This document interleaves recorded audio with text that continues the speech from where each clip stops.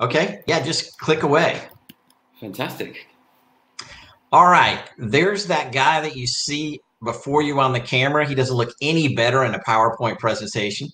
But essentially, I want to let all of you know that I have a lot of experience in helping and assisting clients. I work for a staffing organization.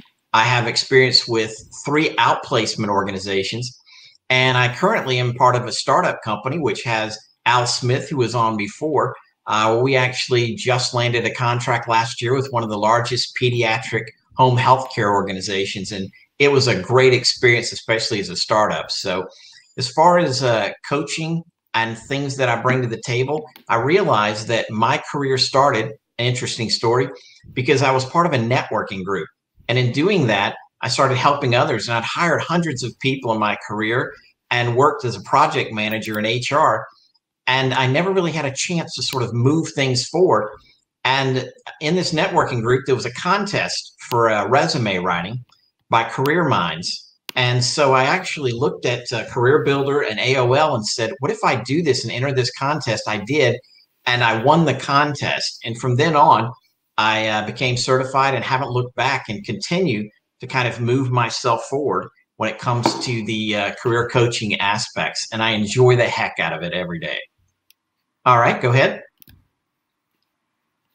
How about if we, I'll just say click. How about that? That works, yeah. Okay, good. Getting started, folks, it's probably a scary road. You're probably looking at it thinking, oh my gosh, what do I do? And what I'll tell you is, yeah, it is a scary road, and there's a lot of things to think about. You should be patting yourself on the back right now, looking for a bone doctor to put your shoulder back into socket from patting yourself on the back just for showing up today, because you're taking proactive steps, and I know it's not an easy step to do. Click.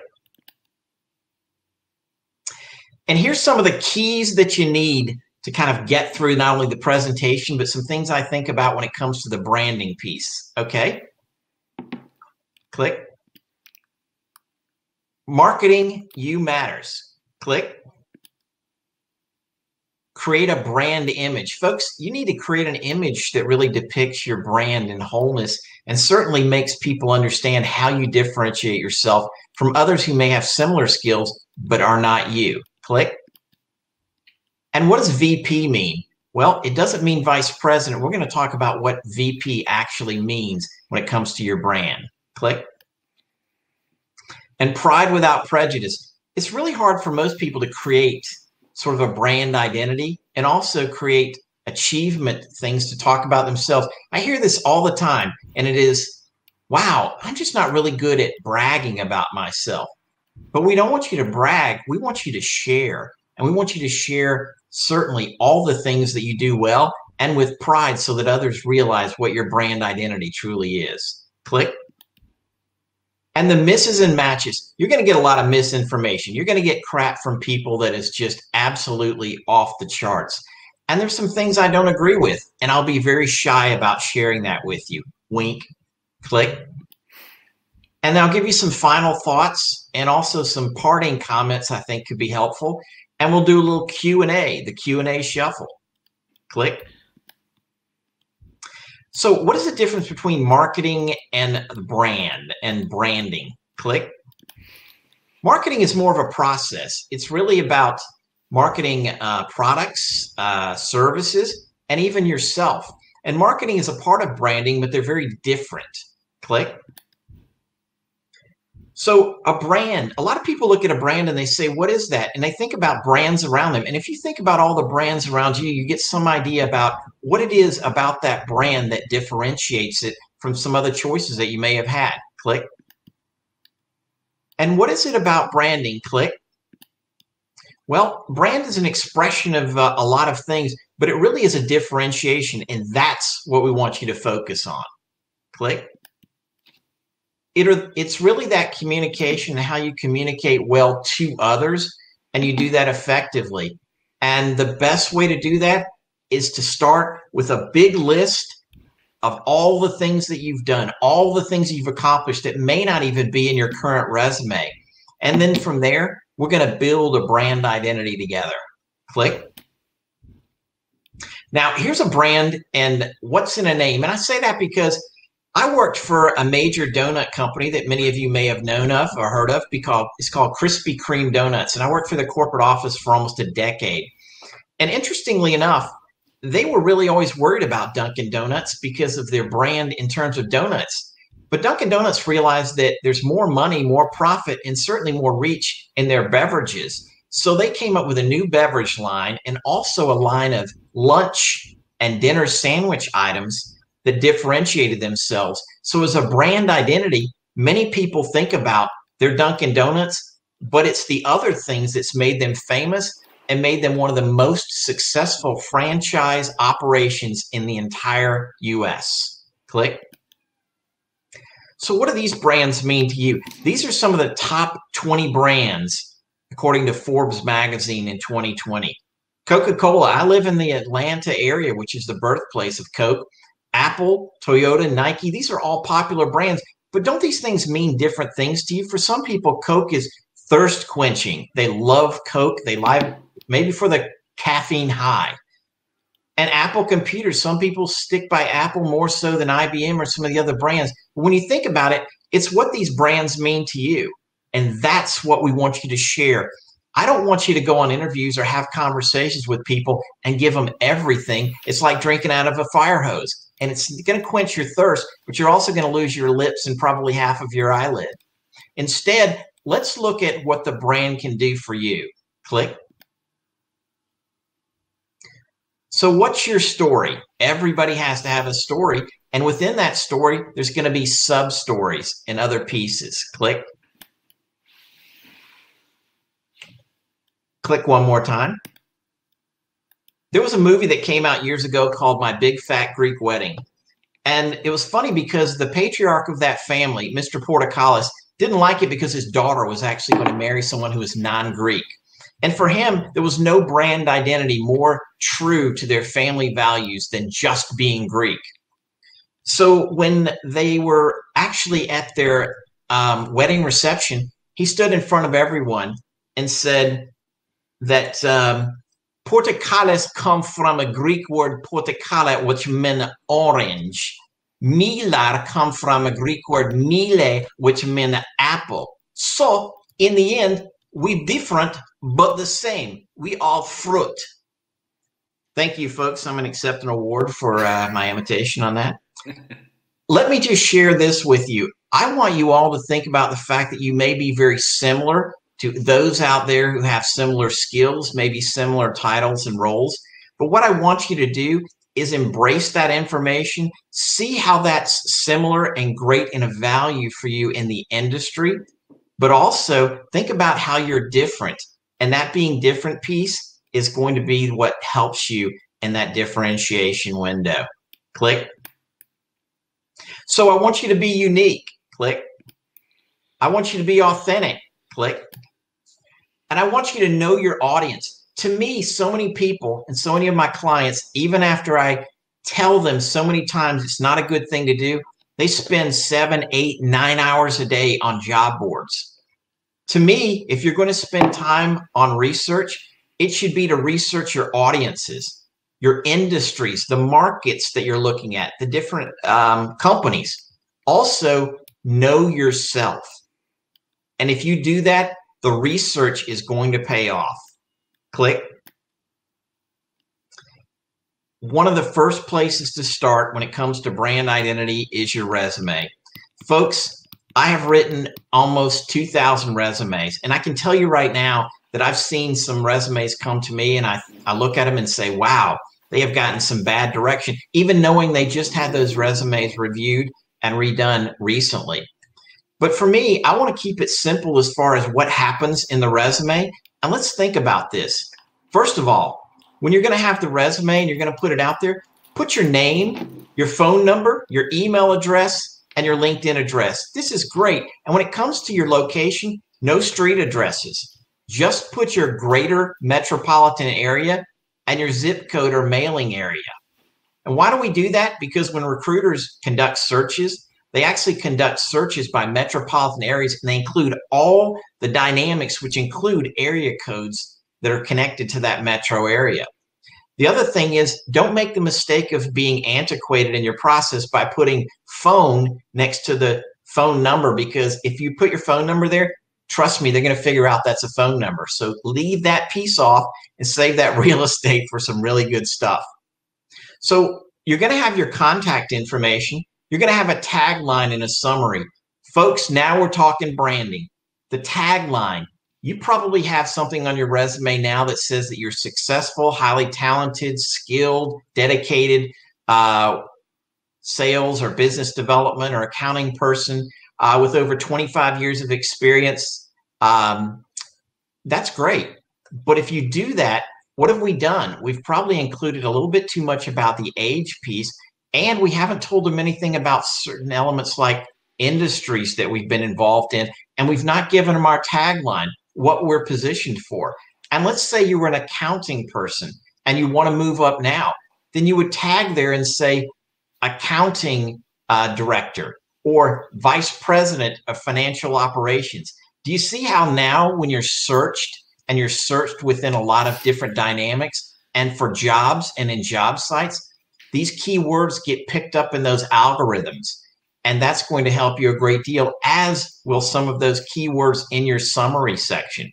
And your summary should contain things like industry, should talk about recent certifications, also how you're differentiated. If you were an HR person, for example, wouldn't you want to list the fact that you've gotten 5 certifications in the last 24 months that are SHRM certified in benefits, employee engagement, union contracts? These are all great things to put in there. And if you list those later on under education and certification, that's great. But at the front, that first 1/4 or half of your resume is so very critical. And core competencies, very few people actually put their core competencies on their resume.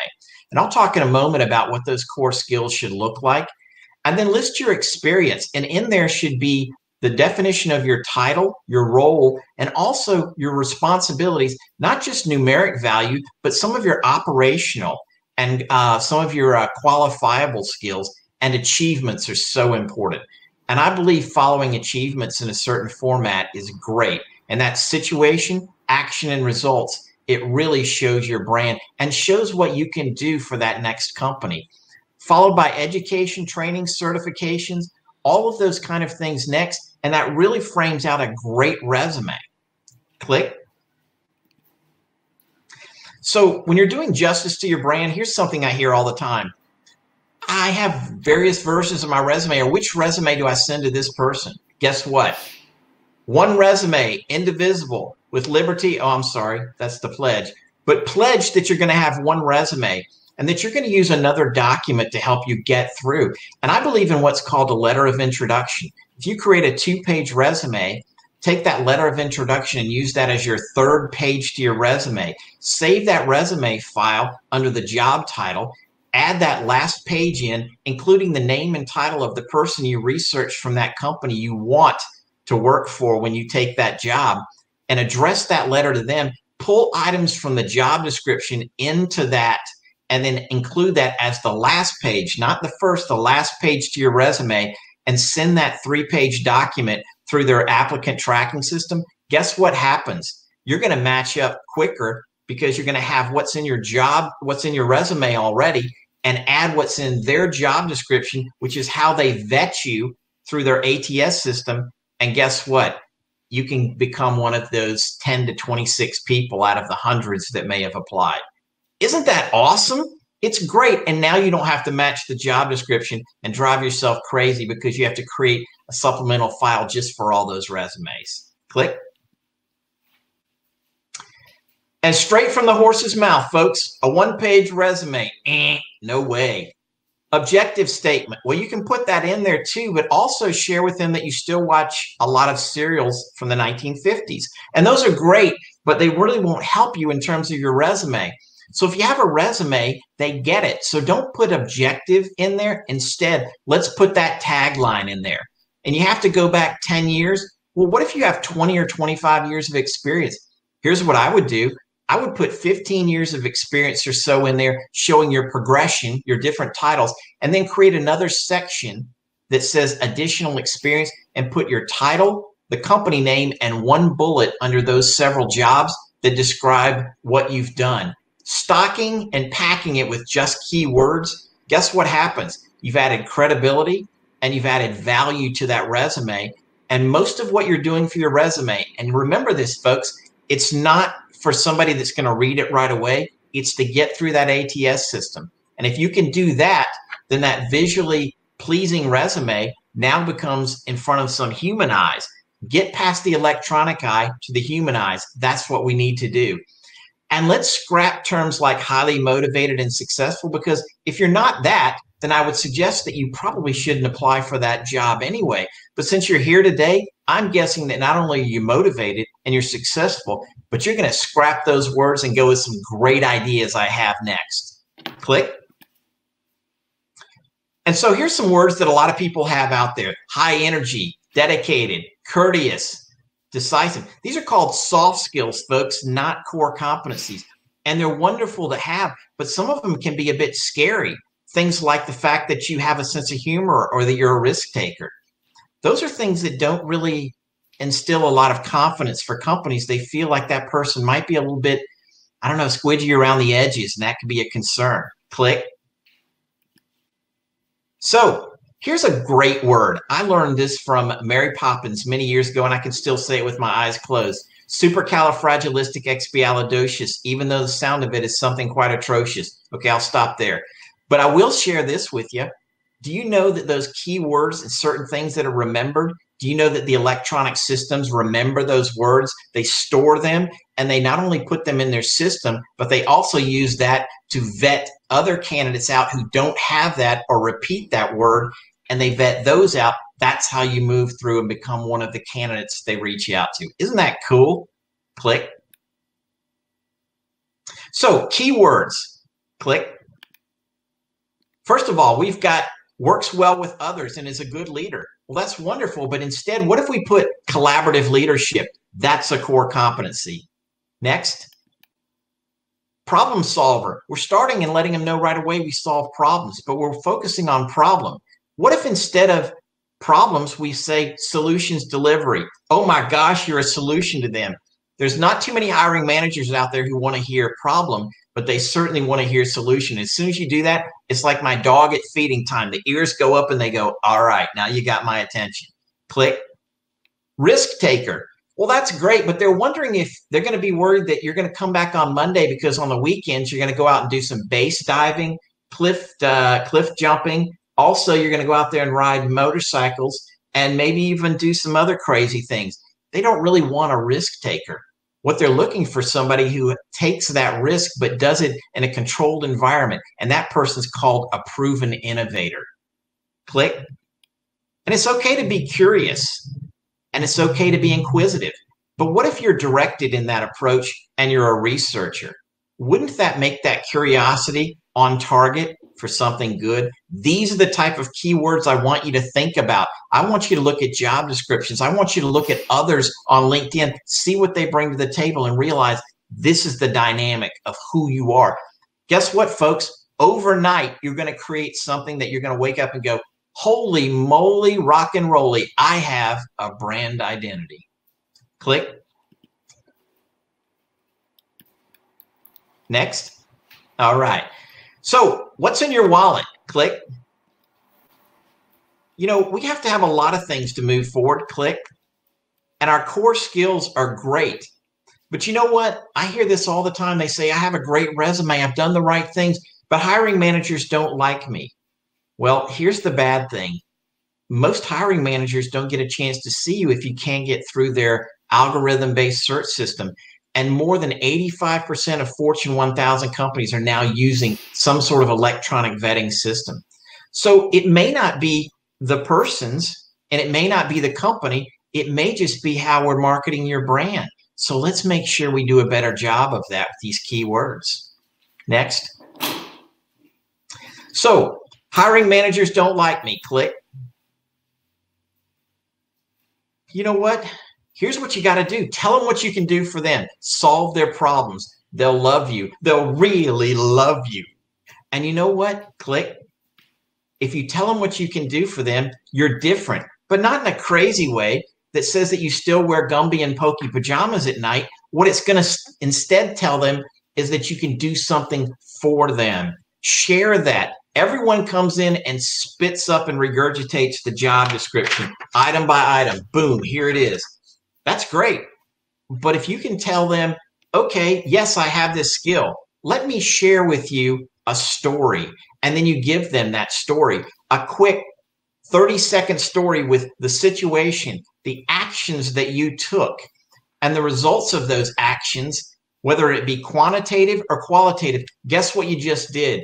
You just showed your relevancy and showed them they don't have to invest in training you on those skills. You already have them. Guess what that also equates to? Dollars, baby, because they're going to pay you realizing that you have value. So you start negotiating without having to negotiate already in this process. I don't know about you. That sounds pretty cool. Click. And now you're going to be different. And it's okay to be a bit different. And your stories are going to support this. Your qualification statement. It's going to tell your skills and define your scope. And when you do that, you show relevancy, you show value, and you show your brand. Click. Another great branding tool, and this is an old slide here, but LinkedIn. LinkedIn is great. Why is LinkedIn so wonderful? Well, I'll tell you a lot of things you can do with LinkedIn. You can find and identify people. And I know my predecessor in the last presentation talked a bit about keywords. There are algorithms that you can use in LinkedIn to find and search things, even the simplest of formulas, to vet and find things. You can find companies, you can find people, you can find industries. These are great search tools, better than just looking for jobs. You can do that on any job board. But on LinkedIn, you can actually find that. Do you know that you can find recruiters in your area? You can just type in recruiters, space, capital A-N-D, and then you can type in the keywords that you want to differentiate them by the items that you have. Say you're an accounting person, so you put accounting. And if you put two words together and you need them to go together, then put them in quote. And then as soon as you do that with those items, and then you hit search, you're going to get a list of recruiters in your area from the LinkedIn search. And then you go down to the filters and click on your area or where you're located, and you can find those recruiters who recruit in that space in your area. Wow, I get this all the time. How do I find recruiters in my area? There you go. Whew, there it is. Click. So, click. If you're going to have a good LinkedIn profile, you got to have a picture, folks. And you got to have a headline, that tagline right below your picture. Do you know that has more credibility and has more weight than anything else in the LinkedIn profile? And you're thinking to yourself, wow, it's just a couple of lines. It is, but it has more weight than anything else because that's what most recruiters search for first are the lines in there. And don't just put in taglines of items that the jobs that you've had in the past. Put the jobs that you're qualified, the target jobs that you're looking for. That should be your headline. Another little trick, folks, and you may not know this, but if you use LinkedIn on your mobile app and go through this on your phone, do you know that you actually get more characters than creating that headline through the LinkedIn? And it seems opposite, that if you went in through your desktop, you would get more space. But actually, for some reason, the mobile device, I guess that's one way of them to entice you to actually have a mobile have that mobile click on your phone. But if you go in, you can have up to 3 lines for your tagline below your name. So I would do that. So erase the one you have in your profile, go into LinkedIn on your phone, add that in, save it, then go in and refresh your screen, and there it'll be a wonderful tagline, and now you're more searchable. The About section has 2,600 characters, folks. You got to start using that, augmenting that, and adding more content to it each and every week. And 2 or 3 times a week, you need to make sure that you add by searching other profiles and coming in there and make sure those keywords balance out. For example, if you have sales, put a / and put business development. Do that a couple of times as a repeater. it augments that and helps that algorithm base in the search. Your experience section recommendations, folks. Write the recommendations for people you request that from, and they can put the keywords in now that you want them to have. Education and training, always put that in. And you know what? If you're going through training right now, or you say, I don't have this skill, I can't apply for this job, or I don't have this training, I've been meaning to get it, you can join LinkedIn Premium for 30 days free, get discounts or even free training through the Learning Center. And you can actually do that. Do you know that right now I'm getting refreshed on Excel and it's costing me nothing at all. And I'm getting a course that would cost hundreds if I went out on the street and tried to score that. So I can tell you right now, only thing I'm scoring right now is Frosty Yoo-Hoo. And if anybody knows anything about Southerners, we love Yoo-Hoo as a beverage. And I can tell you right now, the best thing to do is get additional training if you don't have it, and it's a good way to do it. And add to those connections and network, because those can really help you, especially through groups and finding second level connections. And groups is a great way to do that through your connections. Click. So click. This is your brand. And I want you to know something. Do you know that 94+% of recruiters are using LinkedIn as their first bastion of hope in finding the right candidate? That's pretty cool. Click. So why wouldn't you want to be in LinkedIn and take it to the max? I'm telling you right now, folks, take it out for a spin. And I'm not getting paid by LinkedIn, but I can tell you right now, the payoff for my clients is amazing. I have 2 clients who landed last week, and one of them said, I really didn't believe when you told me all this about LinkedIn, it was really going to work.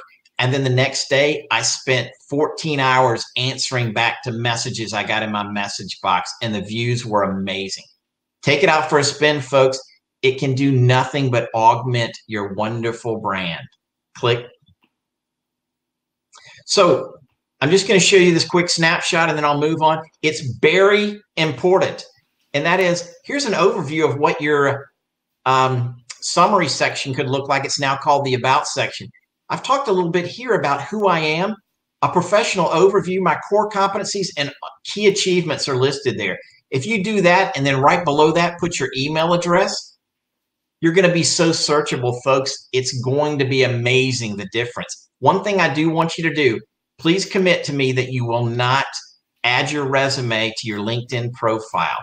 If you want to search jobs through job boards, even through LinkedIn, go in and search one at a time. But don't upload your resume on your profile page, because if you do that, there's no reason for them to call you or contact you. Put your email address in the About section and just get ready to be bombarded. Yeah.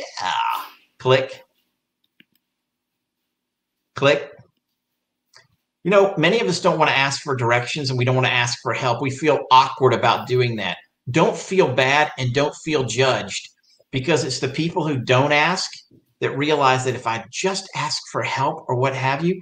And you know, unfortunately, us guys are worse about this than anything. We feel like we got this, we don't need this, we can do it. Well, I can tell you, there's nothing more frustrating than having the wrong information or bad information, but having no information really is a bad starting point. Click. So let's start working on our network too. The best way to develop your brand is through your network. My family still thinks I'm a recruiter. I've told them and explained to them what I do. And when I do that, they have this mouth open look of like they have no idea what I do. So I make sure I break it down real easy and say, I help people write resumes and help people find jobs. Bam, that's all they need to know about my brand. For you, I want you to go a bit deeper, and I want you to make sure you share that. So use your resume and send that to individuals. Let them know that you're currently looking, and all you want from them is a review of your resume. Guess what's going to happen? They're going to turn around and volunteer to help you even more. It really starts, it's like throwing a match on a powder keg. Click. Click. It's hard for people to connect and reconnect, and you don't want to ask for help. Click. And you don't want to do that, so share your brand. The more you share, the easier it is for people to help you. Click. Offer advice to others. If you ask people, hey, I noticed that you're doing this, or you just did this, anything I can do to help you, People see it's a two-way street. You're not just using them. It's amazing how they open up the doors. Click. And you know what else? You can provide updates, and make sure you constantly do that and give people updates, because if they're part of your support network, they can help you with getting your brand message out there. Click. And network. Folks, I'm going to put this up here just for a second to let you know that most people spend that time in that lower window, the everyday people they know, the people closest to them. But you know, the top of that list for people 5 years or more, most of my clients have the greatest success reaching out to people they haven't spoken to in 5 or more years, sharing what's going on, giving them an update. And it's amazing how those people come out of the woodwork to help them. Also, if you have a physician, an insurance agent, anybody that you can reach out to, share what's going on with you. Trust me, they're connected with hundreds of people. Wouldn't that be a great network for you? Yeah, I think so. Click. Click. Listen to yourself. After all, folks, you are the brand expert. Click. Prepare yourself in interviews like you're interviewing you. Click. And research all the elements of a job. Be ready for those conversations. Click. And don't do the elevator pitch. Go with a tell me about yourself. When they ask you, tell me a little bit about yourself, don't regurgitate your resume and put them to sleep, because when you hear snoring, you feel like the interview is really not going the direction you wanted. So here's what I would do. Tell them a little bit about who you are as a professional, that you're very vested in your community, and you take that same community vestment into the job workplace. Let me give you an example. Share a couple of your skills in doing that. And at the end of your tell me about yourself, say, do you mind if I ask you a quick question? What is it about my resume or my profile that you found most appealing and that you see as the greatest alignment for this job? Guess what you've done? You've set the tone for what you're going to talk about the rest of the interview. You're going to get them off script in a good way, and they're now going to follow your brand direction. Click. Click. And no more interviews, conversations. And don't talk about just history. Talk about what you can do for them. Click. And how does your past relate to our future? They want to know solutions. So research, find something that's going on in that company and say, I realize you're doing this. I have an idea. One of the things that I did at my last company was this. This is what I'd like to implement when I join your team. That's a sledgehammer to the forehead, but it also gives them a lot of excitement knowing that you've really done your homework. Click. And you're not selling yourself, you're demonstrating value. Click. And you make yourself stand out. Click. Misses, there's a lot of misses. You're going to get misdirection, information that takes you the wrong way. And people are going to say things to you and say things like, guess what? You should have a one-page resume. Or, you know what, a misunderstanding. You hear things, but you don't really know what they mean or what to use. Like value proposition. What is your value proposition? It's the development of your statement, your brand, and how you can share that with others. And you get a lot of information out there that's just not so. And when you hear that, if your gut or you hear that voice in your head says, find out, research it. If it doesn't feel good, don't go down that road. It's the wrong way. Click. How do we keep the train rolling? Look at yourself objectively. Click. Look at personal branding. What do you want to be known for? Not what you've been known for. What do you want people to know that you can do and what you can do for them? Click. Also, see yourself as a future asset of that company. If you do that, guess what? They're going to see you in that same piece. It's not as subtle as it needs to be. So let's make sure we're very obvious when we do that. Click. And VP, I mentioned that earlier. What is VP? Again, value proposition. Make sure that all of you are certainly vested as VP, and that's having a value proposition. Click. Click. Celebrate the small victories, folks. Do not sit back and think, wow, I heard back from somebody, but I haven't got a job offer. You heard back from somebody. That's wonderful. That's great. Be excited. Be happy. Scream from a mountain. Click. Click. Click. Folks, thanks for your time and your attention. I know you're hearing a lot of things today, but this is great. I certainly enjoy it. Click. Oh, sorry, I've got off it. One sec. Sorry. Oh, there we go. And here's my contact information, folks. So if you want to reach out to me, again, I'm a career coach, and I certainly am eligible and open and have the bandwidth to accept new clients. My email address is richard.morgan.resource@gmail.com. My LinkedIn address is there too. You can also find me at the Branding Expert. Click in that on LinkedIn and find me. And certainly, folks, I'd love to talk to you. I appreciate all of you showing up. Do we have any questions, by the way? Oh, let me just come back on. Yes, we do have. Yeah, we've got one question in here. I think that's all we're going to have time for because we have to switch over to another thing next. But we've got a question here from Tim. With LinkedIn, how can I position my brand when I use a functional resume to account for gaps in different roles at different times? Is it just handled in the summary section? Well, gaps in a resume are interesting, but gaps in a resume actually are defined by the person. And a lot of people think gaps are, 3 months, 6 months. Gaps are really multiple years. And if you have multiple years, that certainly can be it. If we're looking at the last year and a half because of COVID, I've talked to a lot of recruiters and talent acquisition people I know personally, and they've told me that the last year and a half is pretty much going to be a write-off for most people on their resumes. But what I would do on a resume is I would try to go away from having a functional resume and look at more of a hybrid where you have some of the functional and the timeline elements and try to use that instead. And that way it'll take some attention away from that. And certainly looking at gaps, you don't have to put month to month, just put year to year on your resume. That will really shorten a lot of that concerns about gaps. Yeah, fantastic. I think that's a really good answer. And just thank you so much for your time and for going through that. I wasn't doing the clicking the whole time. I did ask my other half to do some of it. Well, I appreciate you doing that. But I was some technical issues there, but well, we got through it, right?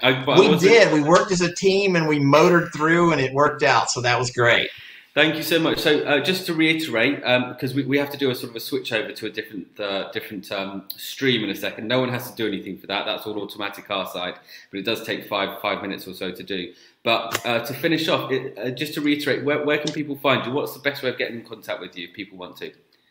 Well, they certainly can find me through LinkedIn, but also if they want to email me directly and just say, hey, I attended the Easter job hunt and I'd like to talk to you about your services. It's richard.morgan.resource@gmail.com.